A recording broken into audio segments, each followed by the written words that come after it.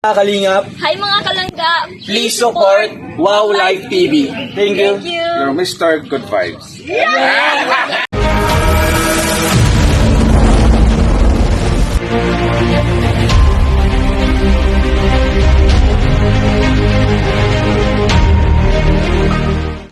Guys, mega love shoutout po sa lahat, no? Shoutout sa lahat ng mga Kalingap Rochelle Couple fans ng mga Andean. Siyempre.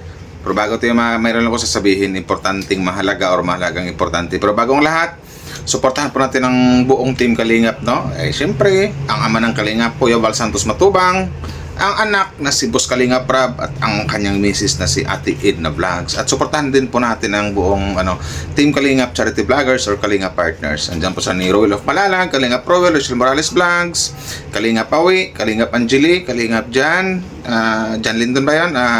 Boss Vincent Calyada. Suportahan po natin at saka sa lahat po, hindi ko na mabanggit lahat eh. Pero ano ko dito, no? Alam mo namang macho ako eh. Tsaka sa Morales family at Matubang family, mega love shoutout po sa inyo. So yun ang kasi marami ng mga fans ang nagpi-PM sa akin bakit daw hindi ako nag-content ng bashers for how many days na daw eh. Samantalang marami po silang sinisin sa akin ng mga SS. O bakit hindi daw ako nagko-content. So darating din po tayo dyan, pero sa ngayon kasi masaya ang Rochelle community ngayon. Nasa pa kasi bawat live ng dalawa, alam naman natin na nagpapakilig at talagang kinilig tayo. Kahit pasabihin natin hindi sila nagpakilig, pero yung marinig natin yung kanilang mga I love you and I love you to, talagang lahat tayo kinikilig na. So darating din tayo dyan sa tamang araw na mag-content tayo. Pero sa ngayon, magsaya muna tayo. Kaya araw-araw naman tayong masaya, araw-araw tayong kinilig. Pero may araw din na mag-content ng bashers pag lalo na mga bashers ayaw tumigil. Pero sa ngayon kasi napapansin ko, naramdaman ko na medyo naglaylo ang mga bashers. Siguro nakasahod na siguro. Pero pag arangkada naman sila, doon arangkada din tayo, arangkada ako. Tsaka napapansin ko din sa ibang mga bashers na nakukontent ko, yung iba naglaylo talaga, siguro nahiya kasi yun na nga, siguro napanood nila yung mga content kong napaskil ko mga pagmumukha nila. Nasabihan natin na kahit nasabihan ko ng mga wala namang pagmumura at walang pangbabastos. So yung iba naman naramdaman ko na wala na, hindi na sila nang babash o nang lalait or nang titrip o nang husga o nang babastos. Pero doon lang ulit, pakiusap ko lang po doon sa mga bashers na maligo ko may doon sa mga bashers na walang mga mukha, wag niyo na pong pansinin kasi unang-una lagi kong sinasabi noon pa na wala tayong laban dyan kasi mga keyboard warriors lang yan, magaling lang yan mga asar. Kasi naman po ang nasiisip ko kasi kung sagutin natin yun, yung mga bashers na walang mukha, mga nagtatago, ayaw magpakilala kasi nga mga duwag, ang kawawa lang din dito yung ating maglangga. Kasi pwede nilang hindi naman tayo ang tinitira ng mga bashers mismong maglangga eh. So ang nagagawa lang natin, dipinsahan sila. So naisip ko maganda dipinsahan ng maglangga doon sa may mga mukha talaga, may mga legit na may mga Facebook account. Pero doon sa mga bashers na gumagamit lang ng mga ng ibang mukha or nagtatago, like doon sa manawagan ako manawagan ako sa lahat ng mga Rochelle fans, doon sa mga kaibigan ni Trixie at saka ni Justin Aguirre Vlog na gumawa na naman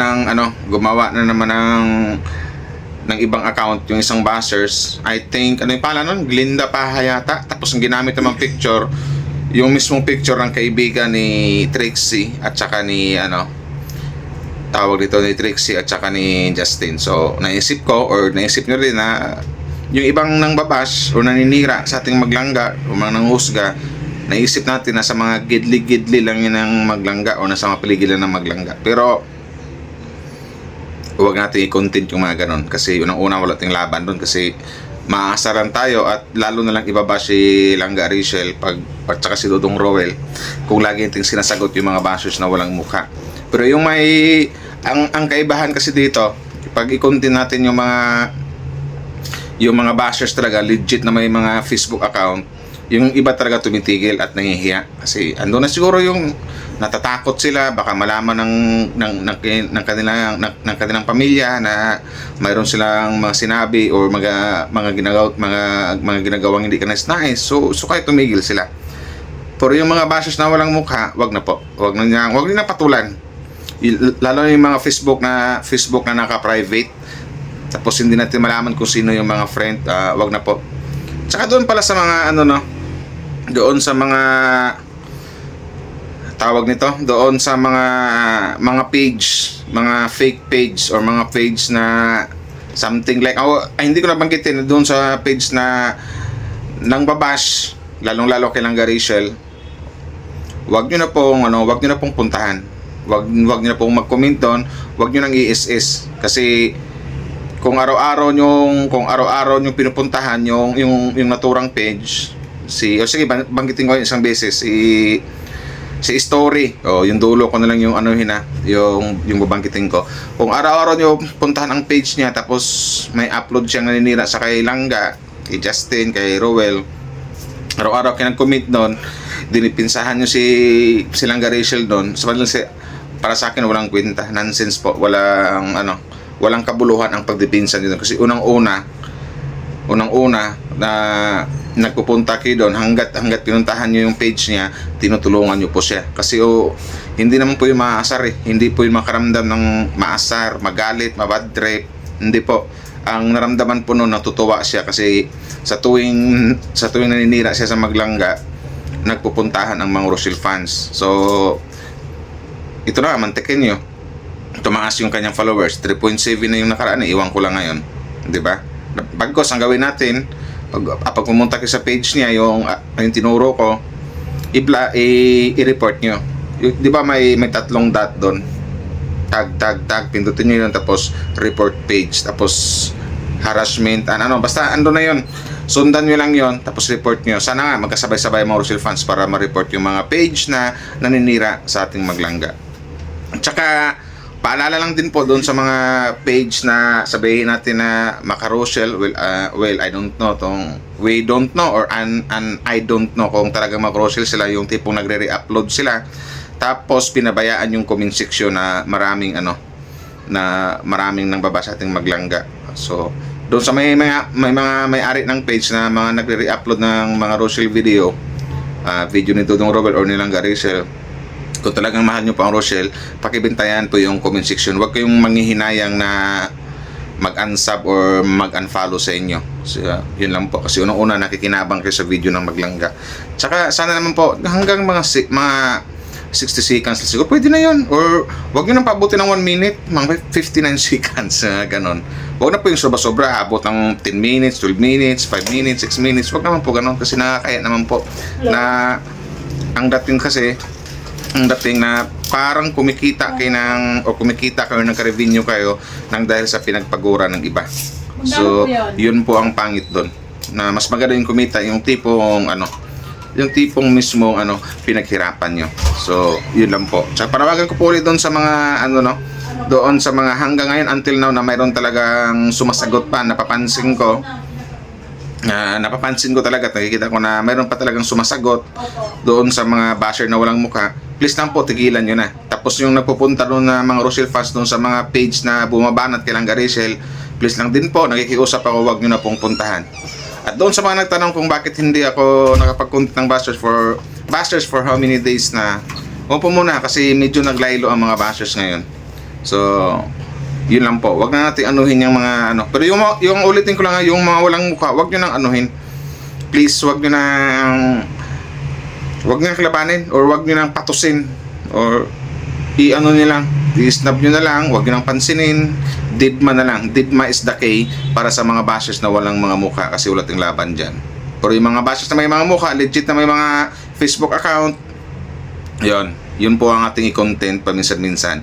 Tsaka ulitin ko lang din po doon sa kaibigan ni Trixie tsaka ni Trixie or Trere Vlogs, kaibigan ni Trixie tsaka ni Justin Aguirre na si Saizimi Magana. Siya nga po ang kawawa dito kasi nagamit po ang kanyang nung una ang nagamit yung mismong pangalan niya at saka yung mukha niya. Ngayon naman may gumawa ng may gumawa naman ng ibang FB account, ginamit yung kanyang mukha pero iba na yung pangalan. Huwag niyo pong anuhin yun, huwag niyo pong i-bash yun kasi yung mukhang ginamit nun, kaibigan po ni Trixie at saka ni Justin Aguirre Vlog. So, yun lang pa yun. About bashers, hanggat sikat yung maglangga natin, andyan po yung mga bashers. Intindihin na po natin yan. Sikat yung maglangga natin eh. Pero pag hindi sikat yung maglangga natin, malamang walang basher yun. Sikat eh. Boom na boom pa. Boom na boom pa. Pak, pak, boom, pak, ganon. Boom na boom pa ang pangalan ng maglangga. Until no, kaya maraming bashers. So, yun lang. Huwag na kayo magtaka kung maraming bashers ang maglangga kasi alam na natin na maraming taong naiinggit sa kanila. Ang karamihan nga nasa mga andyan lang sa paligid-ligid nila. So, yun na lang po. Basta, yun lang, tuloy-tuloy pong suporta natin sa maglangga, no? Sa mga adhikain, sa mga charity nila, suportahan po natin kasi 100 full support din po. 100% full support din po ang Barangay Rochelle. Andyan po ang Barangay Rochelle Titos Antita. Shoutout po sa inyo. Barangay Rochelle Marathoner. So, yun lang po yun. So, abangan nila natin kung ano yung pa-surprise ng Barangay Rochelle. Ano ang pa-surprise ng Barangay Rochelle ngayong mansari nila or bukas yung mansari nila. So, maraming salamat sa lahat po, no? Shoutout po, hanggang dito na lang. Wow Life TV at your service, ang inyong kapitan. Maraming salamat sa mga nag-like and share sa upload ko na to. Bye-bye! Bye-bye, buong team Kalingap.